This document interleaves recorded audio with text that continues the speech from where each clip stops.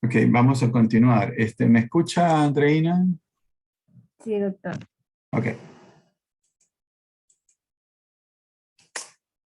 Listo. Entonces, ¿qué es lo que tenemos que hacer? ¿O qué es lo que pretendemos? Ya, entonces lo que pretendo es lo siguiente. Entonces, lo que pretendemos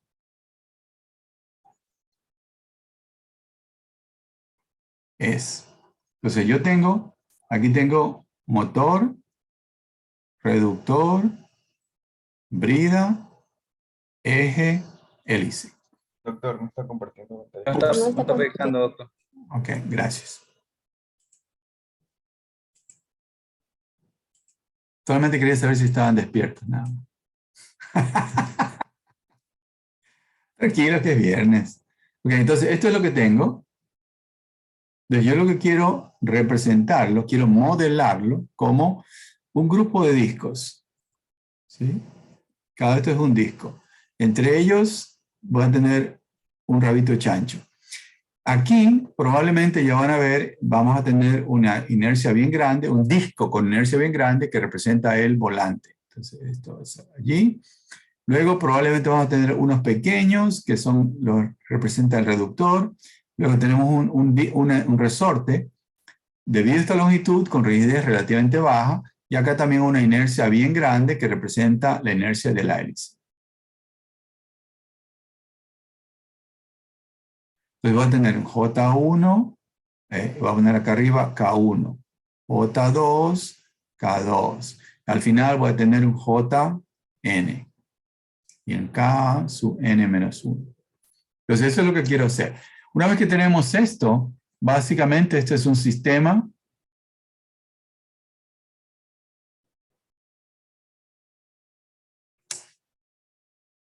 de discos en línea.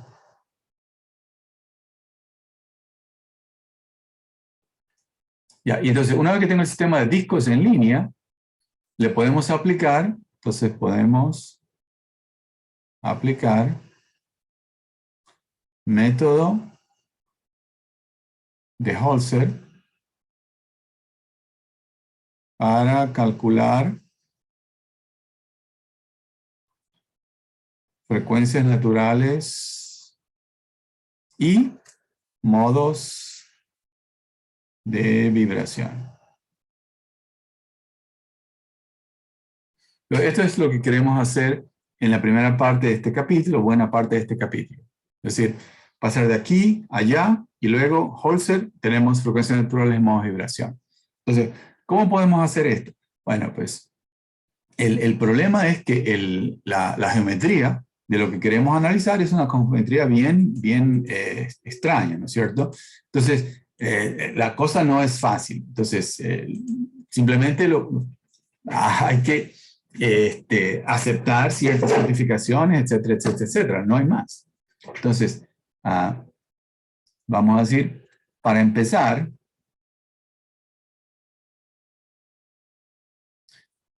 entonces, utilizando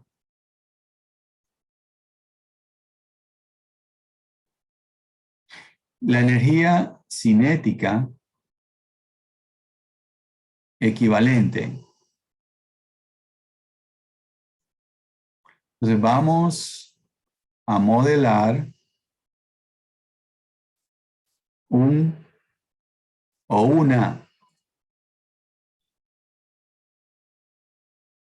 una estación del motor como un disco.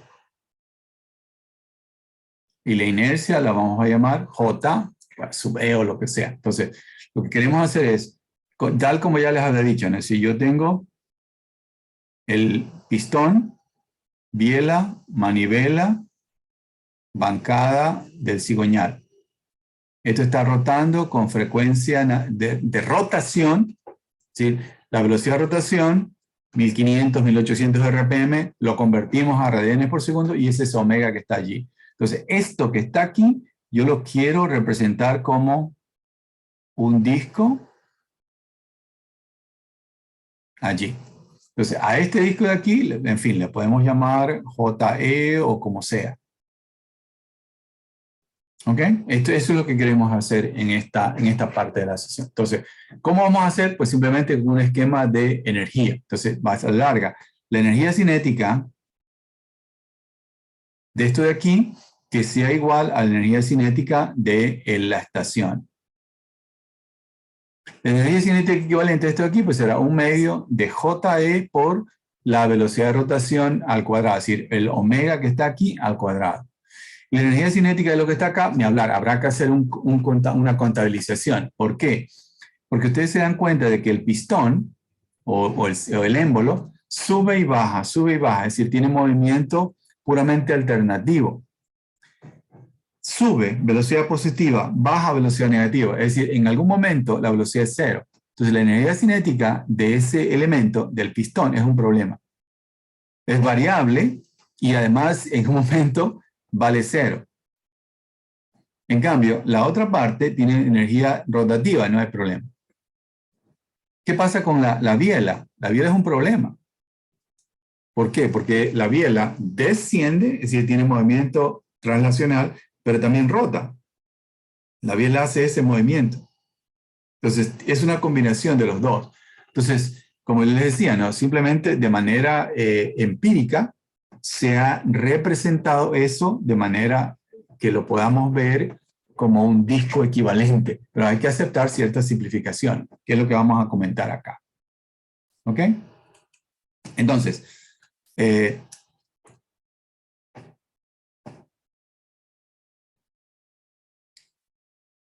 para evaluar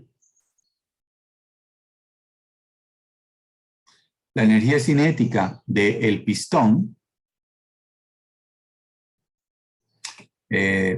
deduzcamos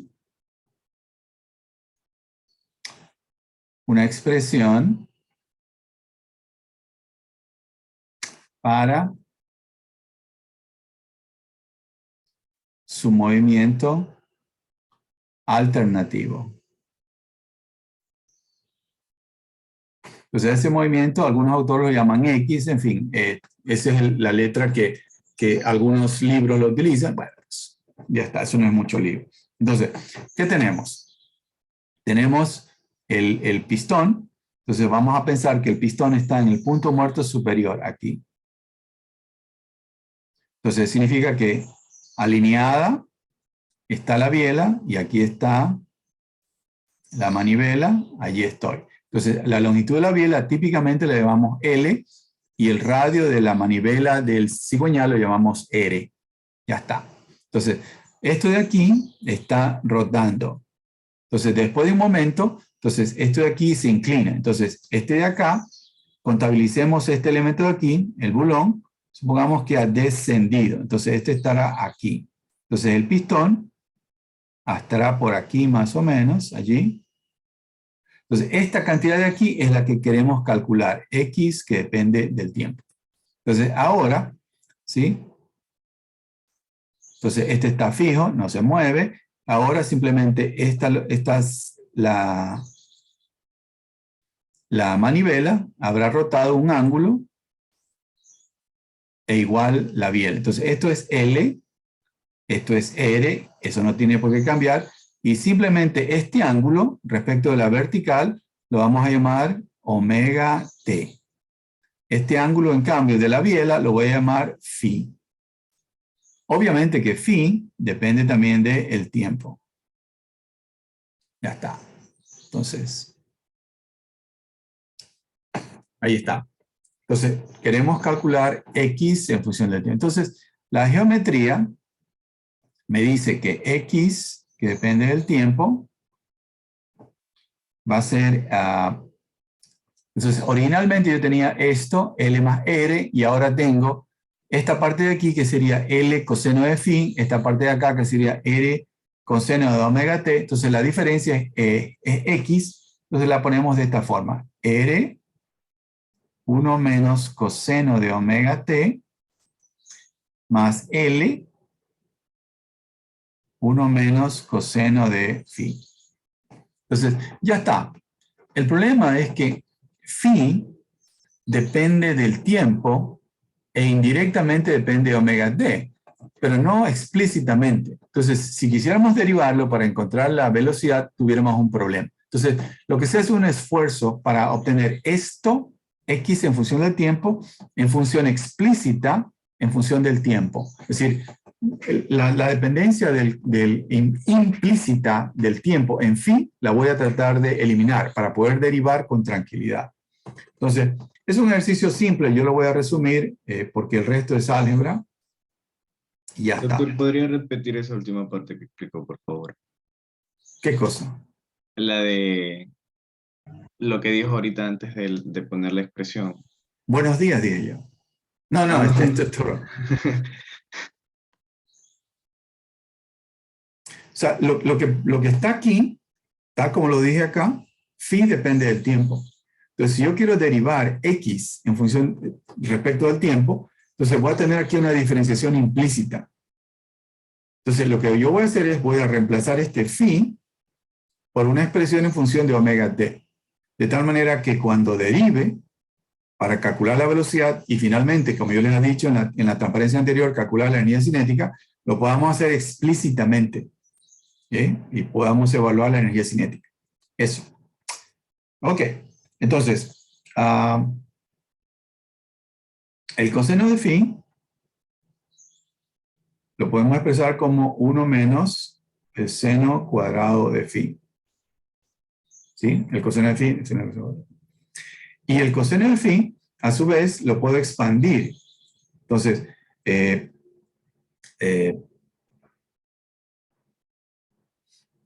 la siguiente forma.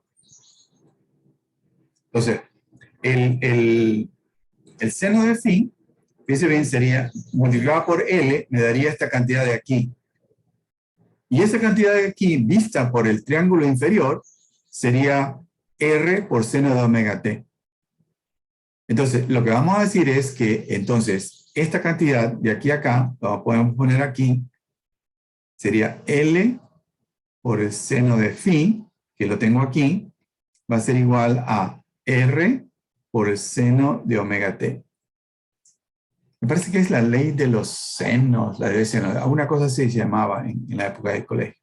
Entonces, este seno de omega t lo vamos a poder escribir como 1 menos gamma al cuadrado, ya voy a definir lo que es gamma, y por el seno cuadrado de omega t. Donde gamma es igual al cociente entre R y L. ¿Sí? Entonces, fíjense bien, yo pongo este L, lo pongo acá. Entonces, yo tendría que seno de phi es igual a R sobre L, gamma, por seno de omega t, y si lo elevo al cuadrado está allí. A su vez, esta expresión de aquí, todo este término de aquí lo puedo considerar como una sola variable, como un z. Y entonces puedo hacer una expansión utilizando series de Taylor, ¿no? Entonces, con serie de Taylor,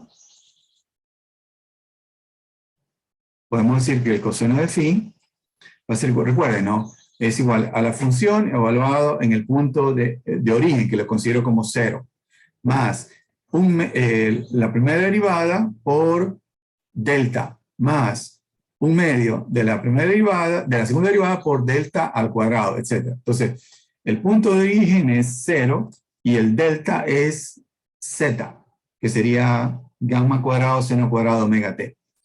Entonces, eso. Entonces, esto me va a dar 1 menos gamma cuadrado sobre 2. Sobre 2 me aparece de la derivada por el seno cuadrado de omega t. Y luego sigue menos gamma a la cuarta. Entonces, fíjense bien, gamma en general es una cantidad pequeña. Sí, porque el radio del radio de la manivela es bastante menor que la longitud de la biela.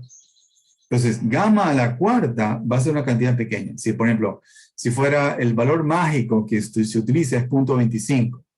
Entonces, 0.25 al cuadrado sería 0.125 y al cuadrado sería 0.0 algo. Pues normalmente ya se lo desprecia porque es una cantidad pequeña en general. Pero bueno, por ahora la podemos poner aquí. Dividido para 8. Y por el seno a la cuarta de omega t. Ya está. Y luego sigue, ¿no? Pero insisto, es decir, el resto de términos ya son cada vez más pequeños porque está el gamma elevado a una potencia más alta y ya tiende a ser despreciable. Entonces, ¿qué más? Aquí yo tengo, fíjense ustedes, tengo el seno cuadrado. El seno cuadrado lo puedo poner como 1 menos coseno de 2 omega t, todo eso dividido para 2. ¿Sí? Entonces, podemos expresar finalmente, acá, ¿dónde está aquí está. Entonces, el seno cuadrado es igual a 1 menos coseno de 2. El ángulo no lo estoy poniendo, voy a poner A. Dividido para 2. Entonces, reemplazando, tenemos que x de t va a ser igual a aproximadamente igual. Digo aproximadamente igual porque ya voy a truncar la serie. Entonces, va a ser r 1 más gamma sobre 4. Ese es constante, menos coseno de omega t, menos gamma sobre 4, coseno de 2 omega t, y ya está. Pero fíjense bien, a continuación siguen otros términos, pero son cada vez más pequeños y los vamos a despreciar. Ok, listo. No sé, hoy día el lápiz no quiere trabajar y está dándome problemas para... Doctor, ¿Mande? ¿Mande? no sé si soy en Yo creo internet que, o le escucho medio entrecortado. Creo que es internet, doctor. porque creo que es se internet, escucha doctor, cortado. también, sí, porque Negativo. Mi internet es perfecto. El de ustedes es el problema. Así que, por favor, consíganse un mejor internet. No sé qué quieren que haga. Es decir, ¿puedo subirle un poquito el volumen aquí? No, el volumen de ustedes es el que subo yo. Déjenme No, ver sino si... es que es se que no es el escucha volumen, es que entrecortado, se doctor. queda, doctor, se queda como congelado. Lo que pasa es que yo estoy avanzando un ritmo y ustedes son los que se me están quedando, gente. El teta es negativo. Ustedes están atrasados respecto de mí. Pónganse al día, gente. Ok, esperemos un par de segundos para ver si esto mejora. Yo no tengo ningún comentario sobre... A veces aparece el comentario de que el internet está medio raro y cosas por el estilo, pero no tengo ningún comentario por acá. ¿Cómo va el deber, gente? ¿Cómo va el deber? ¿Alguien? El grupo 12, el último grupo 12, ¿no? Andreina. ¿Quién está en el grupo 12, gente? ¿Alguien que me diga quién está en el grupo 12? No. Veamos. ¿Quién está en el grupo 12, por favor? ¿Alguien habló? Buenos días, doctor. ¿Quién es? López. Ok. ¿Cómo está Riobamba? Tranquilito, ya no amanecido con frío. Me alegro. ¿Cómo está el deber? ¿Cómo está el deber? ¿Ya está listo o se atrevieron a programar para implementar Holzer? Señorita López, ¿se atrevieron a programar Holzer en su grupo? No sé si el problema... No se le pude. No se les puede escuché. escuchar bien, Ajá. doctor. Pregúntale usted entonces, Andreina. Claro, a ver si a usted se le escucha bien. Pregúntale, Andreina, yo escucho. Ahorita sí se le escucha, doctor. Ok, entonces vamos a continuar entonces. Listo. Entonces, tenemos X hasta allí. Entonces, lo que queremos, recuerden, es evaluar la energía cinética. Entonces, derivando, para calcular velocidad. Entonces, x'.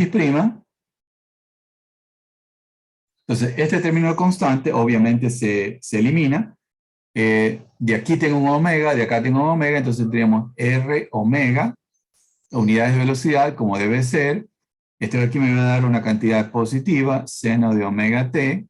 Este de acá igual a más gamma sobre 2, y por el seno de 2 omega t.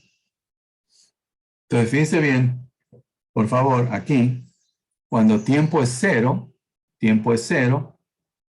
entonces, esto vale 1, esto vale 1, entonces sería 1 menos gamma sobre 4, se cancela con esto, y x es 0, es decir, estoy en el punto muerto superior, como debe ser. Si ustedes calculan esto a 180, esto vale menos 1, esto vale 1, ustedes pueden hacer el análisis y debería darle L más R, como debe ser. ¿Sí? Entonces, eso. De tal manera que se pueda confirmar. En cualquier caso, aquí está la velocidad. Las unidades, al menos las unidades son correctas. Muy bien. Ahora, vamos ahora a utilizar esta expresión para calcular la energía cinética. ¿Cuál es el problema? El problema es que la biela, como habíamos dicho, tiene un movimiento raro. Entonces, Doctor, no se entendió nada. bueno, entonces mejor lo voy a escribir. Entonces, la biela tiene un movimiento combinado. ¿Sí? Vertical y rotativo.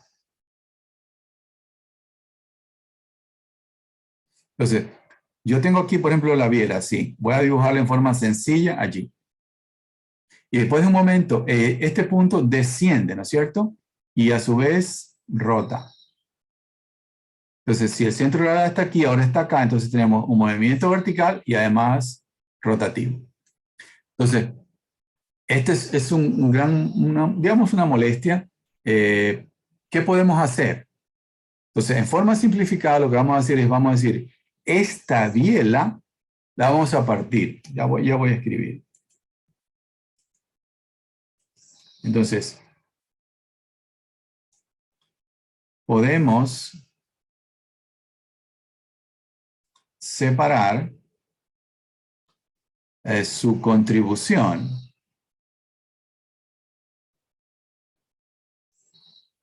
en dos partes. Alternativa y rotativa. Entonces, fíjense bien, yo tengo aquí la biela. Voy a dibujarla ahora con la forma un poquito más realista. Un poquito más. Dios mío, qué biela.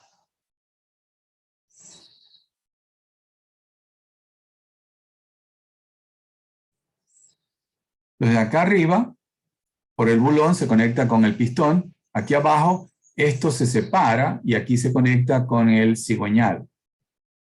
¿Sí? Entonces, lo que vamos a pensar es, ya la biela no va a tener masa, sino que vamos a tener aquí una masa, como dice aquí, que tiene movimiento puramente alternativo. Y acá otra, la pongo más grande, fíjense bien, porque obviamente la parte inferior es más grande. Entonces, esta de acá es un poquito mayor que la de aquí. ¿Ok? Entonces, fíjense bien, ya no tengo ese problema, porque la parte de arriba tiene movimiento puramente alternativo, y en cambio la de abajo tiene movimiento puramente rotativo. Entonces, esta de aquí se mueve así. Y esta de acá simplemente rota. ¿Ya? Ya está. El problema es cómo hacer esta partición. Entonces, ahora, ¿cómo hacer esta división? ¿Sí? Entonces, fíjense bien, este movimiento es X', o sea, perdón, la velocidad. que ya la hemos deducido. Y este movimiento de aquí es omega, velocidad de rotación, que también ya la conocemos. Entonces, fíjense bien, el chiste estaría, solamente nos faltaría es cómo hacer esta partición, que es lo que nos preguntamos aquí. Entonces, hay algunas alternativas, ¿no? Una de las que me parece más consistente, más, es la que vamos a comentar acá, ¿no? Pero bueno, hay otras también, eso vale la pena que ustedes tengan conciencia. Me ganó, sí, ya. Entonces, ¿cómo lo podemos hacer? Entonces, podemos hacer lo siguiente. Tenemos la biela, ¿sí?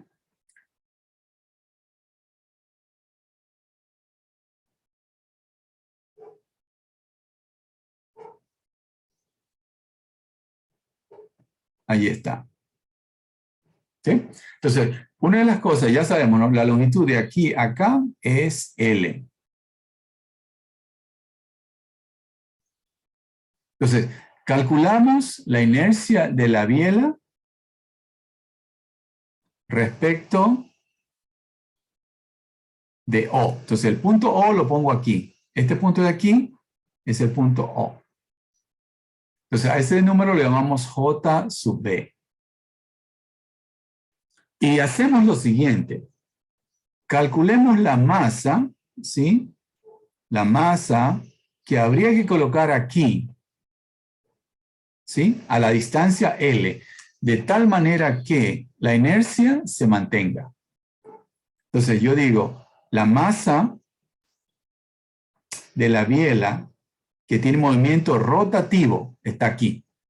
Entonces esta masa de aquí la voy a colocar, la voy a seleccionar de tal manera que la inercia que he calculado respecto a este punto de acá se mantenga. Entonces esa inercia sería mb rotativo por L al cuadrado.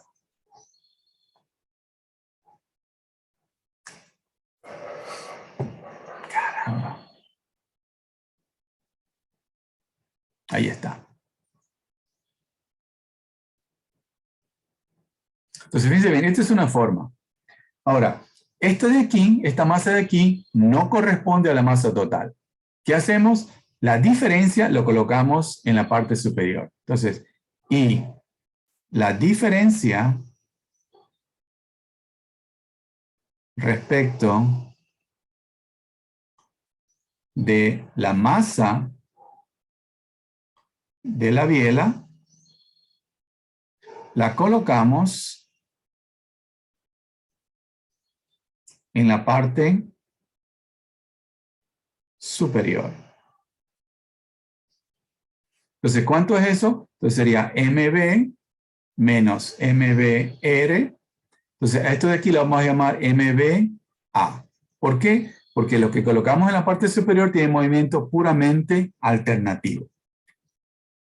¿Ok? Entonces, de esa forma, esa es una forma de convertir la masa de la biela en dos masas.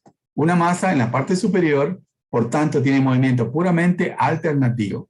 Y una parte en el punto inferior que tiene movimiento puramente rotativo. Y ya está. Fíjense bien, en este caso, ustedes, el modelo que estamos utilizando mantiene dos características. La inercia de la biela respecto del punto superior y la masa total de la biela. El problema es que alguien puede pensar, oye, pero el centroide de la masa no se mantiene. No tenemos más ecuaciones. Entonces, otra opción sería la que acabamos de comentar. Es decir, mantengamos la suma total de la masa, creo que ese todo el mundo lo acepta, y luego las dos las repartimos de tal manera que el centroide de toda la masa se mantenga. Entonces, esa sería otra forma de partir la masa de la biela. En cualquier caso, cualquiera de las dos está bien y ya está. Entonces, seguimos.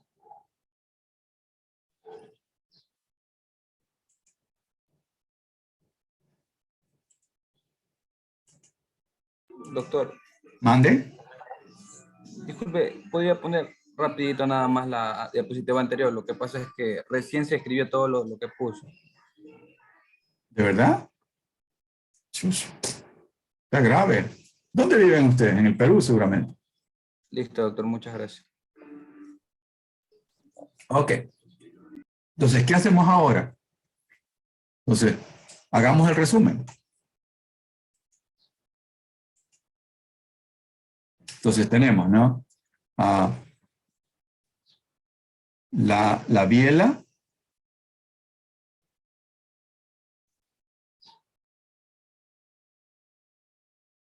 Pero ahora vamos a pensar de que esto está conectado con la manivela. Ay, caramba, me equivoqué.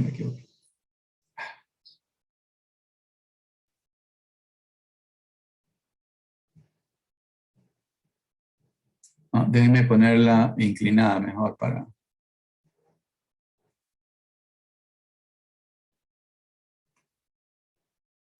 Déjenme ponerla inclinada. ¿Y saben qué? Déjenme ponerla con... ¿cómo se llama?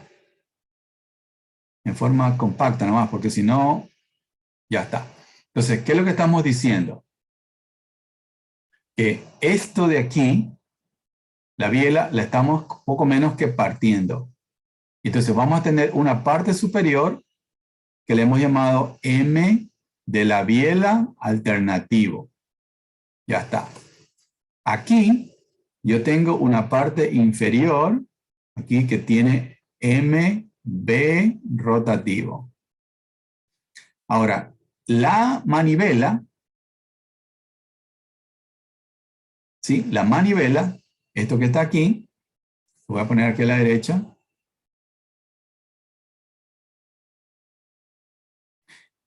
Más o menos tiene esta forma, es decir, es como si fuera una cosa así.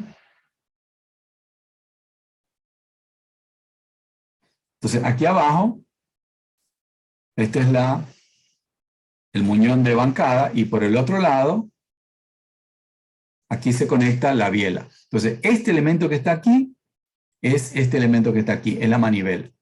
Entonces, ¿qué es lo que vamos a hacer? Lo vamos a calcular la inercia respecto de ese eje, solamente de la manivela. Y sabemos que la distancia de aquí a acá es R. Entonces, como es una forma simplificada, ustedes lo podrían calcular. Si yo les puedo pedir que calculen la inercia respecto de esta manivela respecto a este eje. Como es la forma, la hemos asumido simplificada, es decir, todo recto, todos lados rectos, realmente no es gran problema. Es decir, analíticamente se puede hacer. Entonces vamos a decir, la inercia respecto de ese eje, vamos a llamar el eje O', sería la inercia de la manivela. Entonces lo podemos poner como la masa de la... Híjole, que no tengo espacio, Dios mío. ¿Qué es lo que pasa? Todo se borra. Eso ya no es el internet, ¿no es cierto? Ese es de mi tableta que está hecho un desastre. Entonces, si yo calculo la inercia respecto a ese de allí, la vamos a llamar J de la manivela. Entonces la puedo poner como, caramba, la masa de la manivela por R al cuadrado. Ya está. Entonces, esto de aquí la puedo calcular conociendo las dimensiones de la manivela. Ustedes lo pueden calcular. R es una dimensión bien conocida y ya está. Entonces, eso significaría que la masa de la manivela que me mantiene la inercia sería la inercia dividido para R al cuadrado. Pero fíjense bien, esto de aquí es como si tuviéramos, lo estuviéramos representando como una cosa así, y acá colocara la masa M sub M. Entonces, ya no tengo esta distribución, sino que lo que tengo es, a esta distancia R le coloco esta masa M. Eso significaría que esta distribución tiene la misma inercia que la forma original. Entonces, esto corresponde a este punto que corresponde a este acá. Entonces, aquí, además de eso, tendríamos la masa de la manivela. Ojalá que no se borre. Entonces, ay, Dios mío. Entonces, aquí vamos a ponerle en línea punteada el sistema original. Ese sistema ya no existe. El que existe solamente son las dos masas concentradas.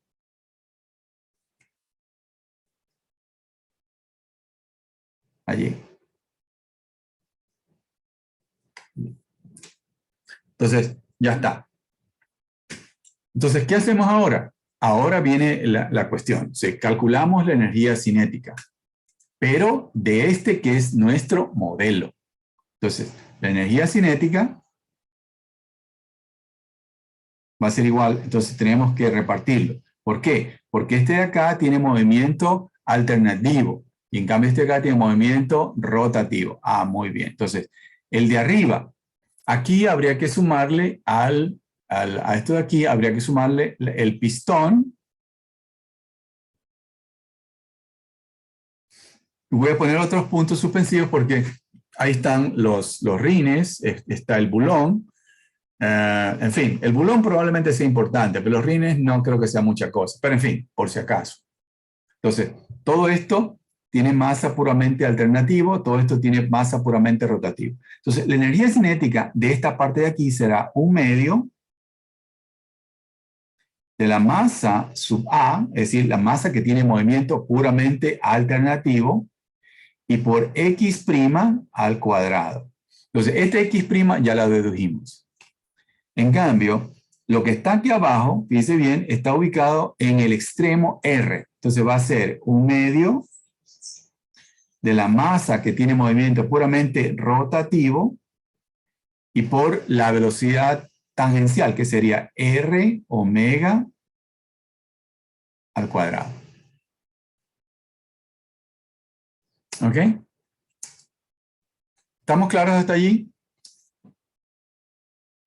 ¿Cuál es el problema ahora? El problema es que este término que está aquí abajo, este es constante. En cambio, X', regreso a una transparencia, X' depende del tiempo.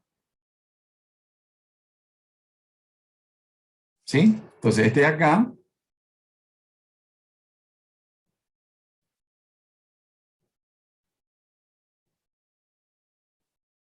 depende de t. Entonces, ¿qué podemos hacer? Entonces, lo que alguien propuso es, cojamos un valor promedio de la energía cinética, de la parte alternativa, porque la parte rotativa no tiene problema. Entonces, cojamos un promedio de esta de aquí. Lo sumamos con el de acá y lo igualamos con la energía cinética del sistema equivalente, del disco equivalente.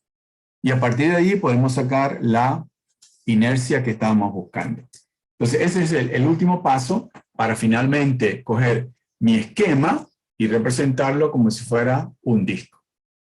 ¿Ok? Entonces, hacemos un receso a ver si nuestro internet mejora para completar el proceso. ¿Ok? Oh, señor.